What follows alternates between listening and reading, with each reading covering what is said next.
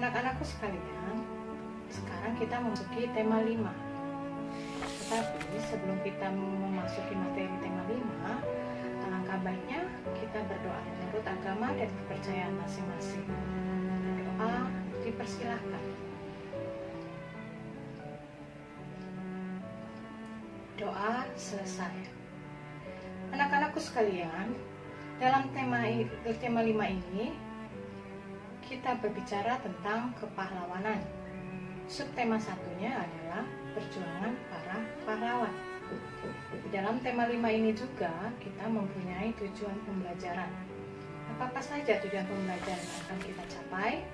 Yang pertama, siswa diharapkan mampu membuat pertanyaan sesuai dengan teks cerita. Yang kedua, siswa diharapkan mampu menceritakan kembali sebuah teks cerita sesuai dengan pemahaman masing-masing. Dan yang ketiga, dalam pembelajaran IPS, siswa diharapkan mampu menyebutkan tokoh peninggalan-peninggalan dari kerajaan Hindu, Buddha, dan juga Islam.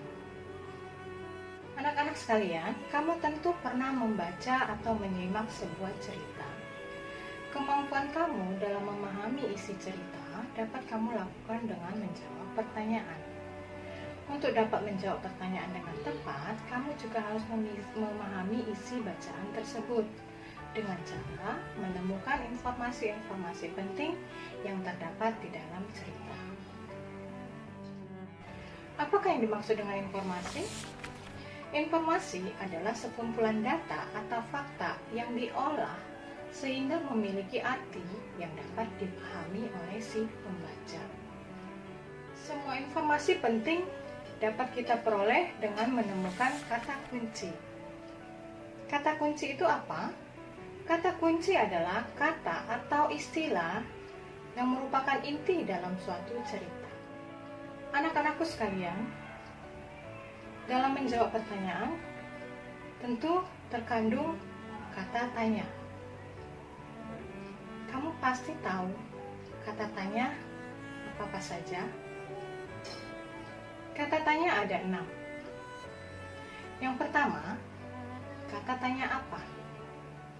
Kata tanya apa biasanya kita gunakan untuk menanyakan suatu benda atau peristiwa. Yang kedua, kata tanya siapa? Kata tanya siapa biasa kita gunakan untuk menanyakan pelaku atau tokoh yang terdapat di dalam cerita. Yang ketiga adalah kata tanya di mana. Kata tanya di mana biasa digunakan untuk menanyakan suatu tempat. Yang keempat, kata tanya kapan. Kata tanya kapan digunakan untuk menanyakan suatu waktu. Yang kelima, kata tanya mengapa. Kata tanya mengapa biasanya kita gunakan untuk menanyakan suatu alasan atau sebab akibat. Dan yang terakhir adalah kata tanya bagaimana. Kata tanya bagaimana biasanya kita gunakan untuk menanyakan cara atau tahapan-tahapan dalam suatu cerita.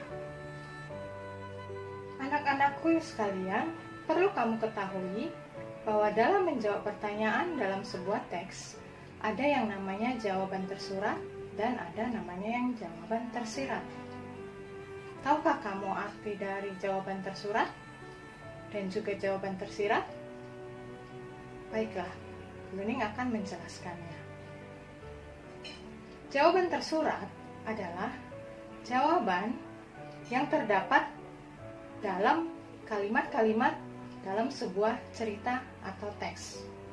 Sedangkan jawaban tersirat merupakan jawaban menarik kesimpulan sesuai dengan informasi yang terdapat di dalam cerita tersebut. Bu Nuning akan memberikan satu contoh cerita yang menarik tentang Hayam Wuruk. Tahukah kamu siapa Hayam Wuruk? Dalam pelajaran IPS, tentunya kita sering mendengar nama Hayam Wuruk. Hayam Wuruk merupakan tokoh peninggalan kerajaan Hindu. Nah, anak-anak, mari kita baca bersama-sama cerita tentang Hayam Wuruk. Hayam Wuruk merupakan raja keempat kerajaan Majapahit. Setelah Hayam Wuruk menjadi raja, kerajaan Majapahit mencapai puncak kejayaannya. Hubungan persahabatan dengan tetangga-tetangga berjalan dengan baik. Hal ini disebabkan karena sikap bijaksana dari Hayam Wuruk tersebut. Masyarakat sangat mencintai Hayam Wuruk karena Hayam Wuruk lebih mementingkan kepentingan rakyatnya dibandingkan dengan kepentingan Hayam Wuruk itu sendiri. Untuk meningkatkan hasil pertanian di kerajaan Majapahit, Hayam Wuruk memerintahkan untuk pembuatan bendungan atau saluran air untuk mengairi sawah-sawah yang terdapat di dalam kerajaan Majapahit, terutama bagian pedalaman. Selain menjadi kerajaan maritim, Majapahit juga menjadi kerajaan agraris. Artinya, bahwa masyarakat atau penduduk Majapahit berkehidupan sebagai petani dan juga bercocok tanam. Anak-anakku sekalian, itulah cerita tentang Hayam Wuruk.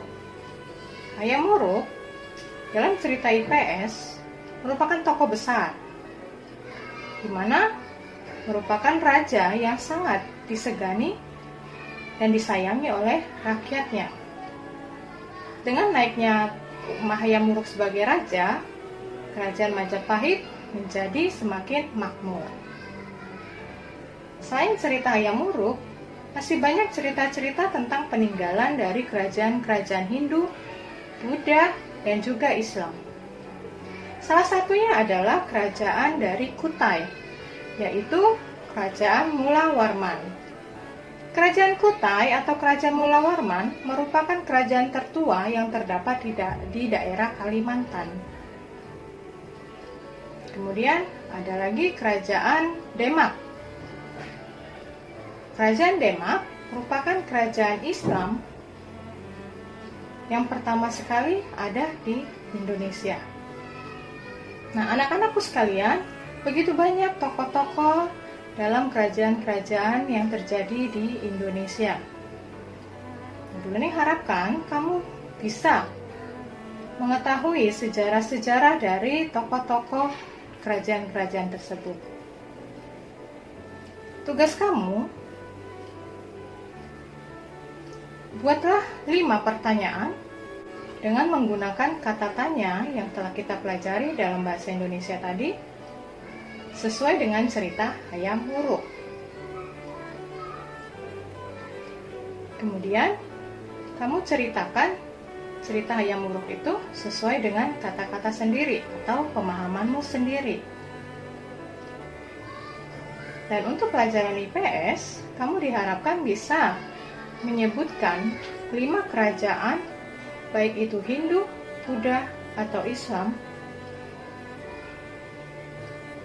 dengan tokoh-tokoh yang terdapat dalam kerajaan tersebut. Demikianlah materi pelajaran hari ini. Kita mencakup 2 materi, yaitu Bahasa Indonesia dan IPS. Ibu harapkan kamu dapat menyelesaikan tugasmu dengan baik. Selamat pagi, Kan